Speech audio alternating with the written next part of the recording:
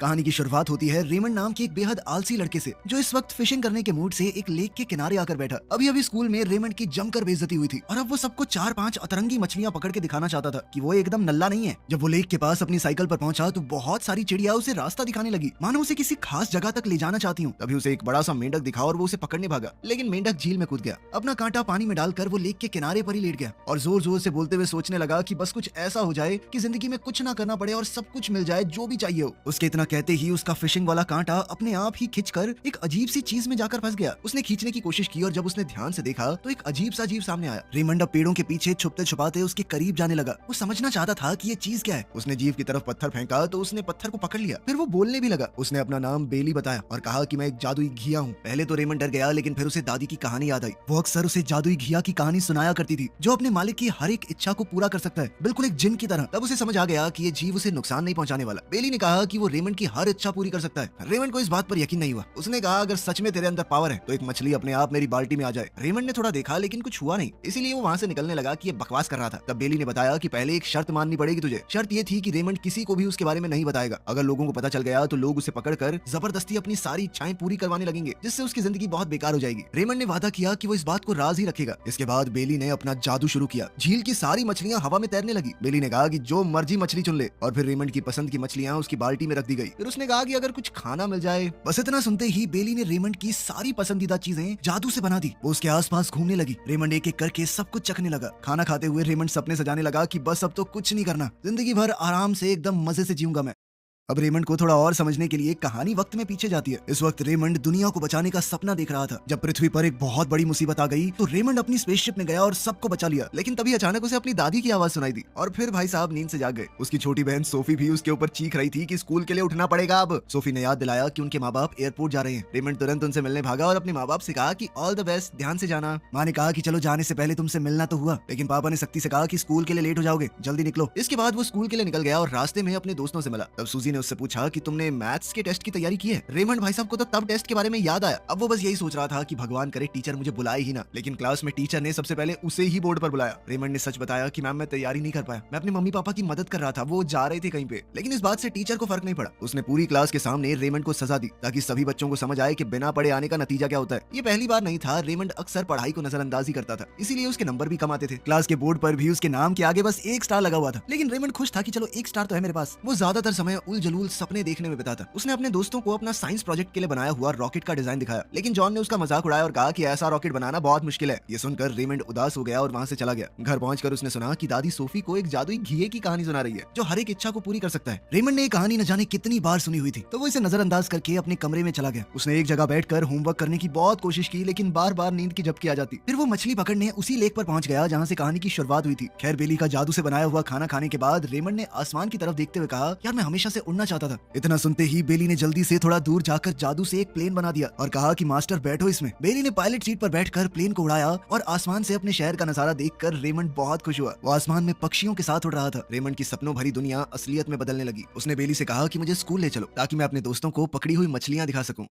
School पहुंचकर उसने Shawn और डैन को मछलियां दिखाई। दोनों बहुत इंप्रेस हो गए। उसने मछलियां प्रोफेसर लू को भी दिखाई और फिर घर लाकर एक्वेरियम में रख दी। घर पर वो बेली से बात कर रहा था कि तभी सोफी कमरे में आ गई। उसने पूछा कि वो किससे बात कर रहा है। रेमंड ने तुरंत बहाना बना दिया कि तू तो मुझे जानती है, मैं अजीब सा हूँ, खुद से ही बात कर रहा था। लेकिन सोफी नहीं मानी और वो कमरे में उस जीव को ढूंढने लगी। सोफी बेड के नीचे घुसकर बेली को पकड़ने की कोशिश करती रही। बेली भी बचकर भाग रहा था। सोफी उसकी तरफ लपकी और उसने सोचा कि मैंने बेली को पकड़ लिया, लेकिन ये तो दादी का पैर था। इसके बाद दादी ने उसे बेड से बाहर निकाला और अपने साथ नीचे ले गई कि पढ़ने दे भाई को। उनके जाने के बाद रेमंड ने बेली को ढूंढा। बेली कंबल के नीचे सो रहा था। खैर, अगली सुबह रेमंड लाइब्रेरी गया और हैना से एक किताब लेने की कोशिश की, लेकिन हैना ने बताया कि वो किताब नहीं मिल सकती क्योंकि फ्रेड जिसे वो पसंद करती है उसने पहले ही किताब को रिजर्व कर लिया था। रेमंड ने हैना से कहा कि यार वो किताब बहुत जरूरी है, मुझे बायोलॉजी का टेस्ट है, उसकी तैयारी करनी है, इस बार फिर से पनिशमेंट मिलेगी वरना। लेकिन हैना ने देने से मना कर दिया। ये सुनकर रेमंड बहुत परेशान हो गया। तब बेली ने मदद करने का फैसला किया। उसने अपनी जादुई ताकत से वो किताब सीधा रेमंड के बैग में पहुंचा दी। जब रेमंड ने देखा कि ये किताब उसके बैग में आ गई है तो वो घबरा गया। उसे डर लगा कि अगर किसी को पता चल गया कि ये बुक उसके पास है तो सजा मिल सकती है उसे। अभी अचानक शॉन पीछे से उसके पास पास आया और रेमंड डर गया। शॉन ने उसे चेस खेलने के लिए बुलाया। रेमंड ने कहा कि मुझे पहले एक जरूरी काम करना है। उसने किताब चुपके से लाइब्रेरी से बाहर फेंक दी और बेली से कहा कि इसे उड़ा के वापस भेज दे। इसके बाद वो शॉन के साथ चेस खेलने लगा। चेस खेलते वक्त रेमंड ने मजाक में कहा कि बेटे हराऊंगा तुझे, तेरा राजा रानी सब खा जाऊंगा मैं, ये देख मेरा हाथी।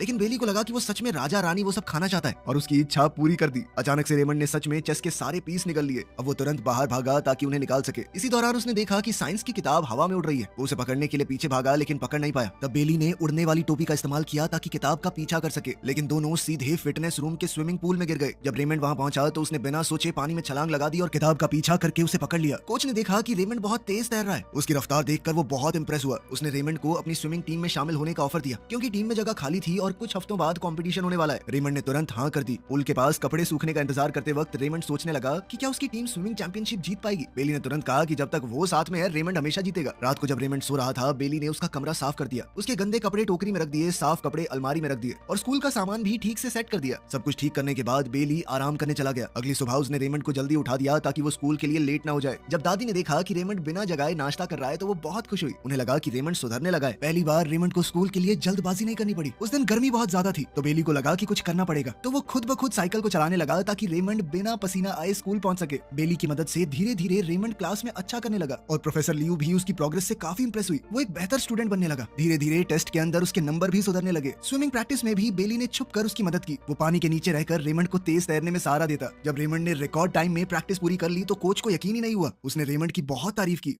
उस शाम खाना खाने के बाद रेमंड ने अपनी रॉकेट की ड्राइंग देखी जो उसने स्कूल के साइंस प्रोजेक्ट के लिए बनाई थी। उसे समझ आ गया कि जॉन सही बोल रहा था, वो रॉकेट बनाना मुश्किल है। वो हार मानने वाला था कि तभी बेली ने एक नया डिजाइन बना दिया। लेकिन रेमंड ने देखा कि नया डिजाइन तो और भी ज्यादा मुश्किल है, इसलिए बेली ने अपनी जादुई ताकत से एक रोबोट डॉग बना दिया। अगली सुबह रेमंड उसे स्कूल ले गया और अपना नया प्रोजेक्ट सबको दिखाया। ये गलगोटिया यूनिवर्सिटी वालों ने मूवी तो नहीं देखी हुई। सभी क्लासमेट्स उसकी तारीफ करने लगे। सब हैरान हो गए उस रोबोट को देखकर। लेकिन डैन ने रेमंड के रोबोट को चैलेंज दिया और दोनों के रोबोट्स के बीच में मुकाबला हुआ। बेली जैसे शरीर को हिला रहा था रोबोट भी एकदम वैसे ही चल रहा था। तो इस मुकाबले के लिए बेली एक मेंढक को सामने ले आया ताकि वो लड़ाई की फीलिंग ले सके। जैसे वो और मेंढक लड़े बिल्कुल उसी तरह दोनों रोबोट आपस में लड़े और इस तरह जादू की मदद से रेमंड के रोबोट ने डैन के रोबोट को हरा दिया। लेकिन जैसे ही क्लासमेट ने रोबोट डॉग को हाथ लगाया तो वो हिलने लगा और काम करना बंद कर दिया। एक तरह से टूट ही गया था वो। ये देखकर रेमंड बहुत नाराज हो गया। उसने बेली से कहा कि इतना कमजोर रोबोट कौन बनाता है और उसे जल्दी से रोबोट को ठीक करने को कहा। बाद में घर लौटते वक्त दोनों एक खिलौनों की दुकान के सामने से गुजरे। दोनों ने सोचा कि अंदर जाके देखते हैं क्या खास है। जैसे ही रेमंड अंदर गया उसकी आंखें चमक उठी। वहाँ रिमोट से चलने वाले हेलीकॉप्टर और बहुत ही अजीबोगरीब नई तरह के रोबोट थे। रेमंड इतना खुश हुआ कि अपनी एक्साइटमेंट को रोक ही नहीं पाया। तभी अचानक उसका सामना डैन से हुआ। डैन ने कहा कि मैंने तुम्हें दुकान में जाते हुए देखा था, इसीलिए वो भी उसके पीछे आ गया। उसने रेमंड पर इल्जाम लगाया कि तुमने वो रोबोट डॉग कहीं से खरीदा है ना, तुमने खुद नहीं बनाया, राइट। रेमंड को उसके सवालों से बचना मुश्किल लगने लगा, इसीलिए वो तुरंत दुकान से भाग गया। रेमंड को परेशान देखकर बेली ने सोचा कि वो अपने मालिक को खुश करेगा। उसने अपनी जादुई शक्तियों से दुकान के सारे खिलौनों को जिंदा कर दिया और उन्हें रेमंड के घर जाने का हुक्म दिया। जब तक दुकान का मालिक समझ पाता तब तक सारे खिलौने वहाँ से गायब हो चुके थे। खैर घर लौटने से पहले रेमंड और डैन ने सोचा कि वो डायनासोर वाली फिल्म देखेंगे, लेकिन जब वो सिनेमा पहुंचे तो पता चला कि सारी टिकट बिक चुकी हैं। रेमंड फिर भी जिद पर अड़ा रहा कि वो फिल्म देखेगा। तब बेली ने अपनी जादुई शक्ति से रेमंड को सीधा स्क्रीन के अंदर ही पहुंचा दिया। अंदर जाते ही रेमंड को समझ आ गया कि उससे बड़ी गलती हो गई है। एक बड़ा सा टीरेक्स डायनासोर उसके पीछे दौड़ पड़ा। बाहर बैठे लोग उसे देखकर हंसने लगे। बेली सीढ़ियों पर बैठकर ये सब कुछ देख रहा था। रेमंड भागता हुआ स्क्रीन से बाहर निकलने की कोशिश कर रहा था, लेकिन डायनासोर ने उसे पकड़ लिया और खाने ही वाला था कि तभी बेली अपने छोटे जहाज के साथ स्क्रीन के अंदर घुसा और डायनासोर पर हमला कर दिया। उसने उसे हराकर पेट्रोल बनने के लिए छोड़ दिया। इससे सिनेमा देखने आए लोगों का मजा भी खराब हो गया। खैर घर लौटते वक्त रेमंड बहुत गुस्सा हुआ। उसने बेली से कहा कि मेरी मदद करते करते तुम मुझे मुश्किलों में डाल देते हो, लेकिन असली मुश्किल तो अभी बाकी थी। रेमंड साइकिल चला रहा था तब उसने पीछे से आवाज सुनी। जब उसने मुड़कर देखा तो उसकी आंखें खुली की खुली रह गई। बहुत सारे खिलौने उसकी तरफ तेज रफ्तार से बढ़ रहे थे। घबराकर वो जल्दी से घर पहुंचा। उसने देखा कि सारे खिलौने उसके कमरे की तरफ बढ़ रहे हैं। तब उसे पता चला कि उसके मम्मी पापा भी सफर से वापस आने वाले थे। डर के मारे उसने तुरंत बेली से कहा कि सभी खिलौनों को वापस दुकान पे भेज दो। अच्छी बात यह रही कि बेली ने समय पर सब कुछ ठीक कर दिया और मम्मी पापा को कुछ पता नहीं चला, वरना तो उसके चैंटे ही चैंटे थे कि खिलौने कहां से आए ये।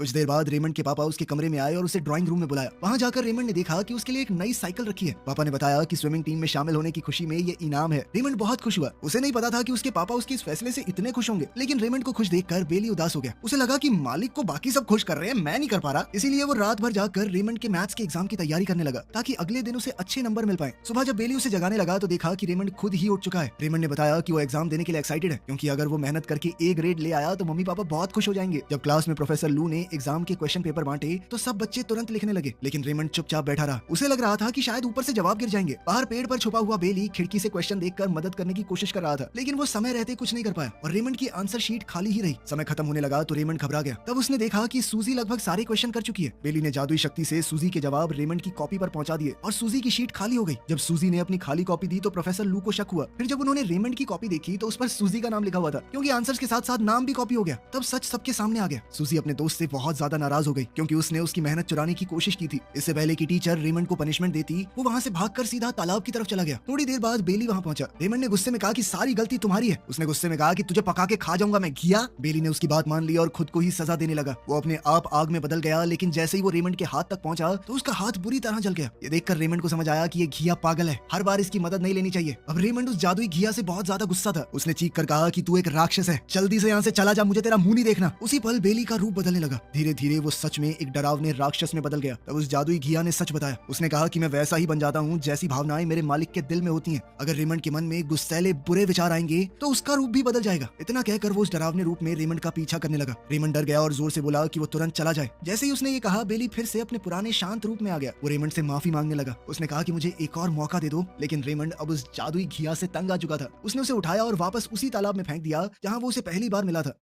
कुछ ही देर बाद रेमंड की टीचर और उसके दोस्त उसे ढूंढते हुए वहां पहुंच गए। सब लोगों को उसकी चिंता हो रही थी। मिस लू उसे तुरंत स्कूल के डॉक्टर रूम में ले गई और उसके जले हुए हाथ की मरहम पट्टी की। साथ ही उसने उसे समझाया कि जिंदगी में जो भी चाहिए मेहनत से मिलता है, चीटिंग करना गलत बात है और उसका रिजल्ट हमेशा बुरा ही होगा। जब रेमंड बाहर आया तो उसने देखा कि उसके दोस्त बाहर खड़े उसका इंतजार कर रहे हैं। उसने तुरंत सूजी से भी माफी मांगी। सूजी ने उसे माफ कर दिया और कहा कि आने वाले एग्जाम्स के लिए मैं तुम्हारी तैयारी करवाऊंगी, अच्छे नंबर आएंगे, तुम्हारी चिंता मत करो। अब स्विमिंग कंपटीशन बस कुछ ही हफ्तों दूर था। रेमंड हर दिन लगातार प्रैक्टिस करने लगा ताकि अपनी टीम को जितवा सके। धीरे धीरे वो एक मजबूत और तेज स्विमर बन गया। जल्द ही वो अपनी टीम के सबसे बेहतर खिलाड़ियों में शामिल हो गया। इन सब घटनाओं के बाद भी बेली अपने मालिक को छोड़ नहीं पाया। वो अपने मालिक की चिंता करता रहा। वो चुपचाप दूर से रेमंड को देखता था। रेमंड को उसके होने का पता भी नहीं चला। बेली उसकी लगन देखकर बहुत खुश था और उसे अपने मालिक पर गर्व महसूस हुआ। एक महीना बीत गया और आखिरकार कंपटीशन का दिन आ ही गया। रेमंड की टीम अब बहुत मुश्किल में है। हार और जीत का फैसला रेमंड ही करेगा। अगर वो तेज तैरा तो टीम जीत सकती है। अपने साथियों और परिवार की आवाज सुनकर रेमंड ने पूरी जान लगा दी। आखिर में उनकी टीम जीत भी गई। इसके तुरंत बाद रेमंड सीधा तालाब की तरफ दौड़ा। वो बेली को अपना प्राइज दिखाना चाहता था, ये सोचकर कि बेली ने उसे जिताया जादू से। लेकिन वहां पहुंचकर उसे पता चला कि बेली तो कंपटीशन में कहीं आया ही नहीं, क्योंकि रेमंड ने बेली को कह दिया था कि मुझे तुम्हारी मदद नहीं चाहिए। तब रेमंड को समझ आया कि मैं तो अपनी मेहनत से जीता हूँ। वो खुद से ही बहुत ज्यादा इंप्रेस हो गया। तब बेली सामने आया। उसने प्यार से कहा कि अब आपको मेरी मदद की जरूरत नहीं है, अब वो सब कुछ खुद कर सकता है। अब समय आ गया था कि वो किसी और बच्चे की इच्छाओं को पूरा करे। बेली अब एक पक्षी की पीठ पर चढ़कर वहां से निकल गया। जाने से पहले उसने आखिरी बार कहा कि किसी को भी मेरा राज मत बताना। कुछ वक्त बाद रेमंड नींद से उठा और उसने आसमान की तरफ देखा। वहाँ एक बादल था जो बिल्कुल बेली जैसा लग रहा था। उस पल में उसके मन में सवाल आया कि मैंने जो कुछ भी देखा वो सपना था या हकीकत। लेकिन फिर उसने सोच लिया कि सपना था या हकीकत ये जरूरी नहीं है। उसने जो सीखा है कि मेहनत और ईमानदारी से जिंदगी जीनी है वो ज्यादा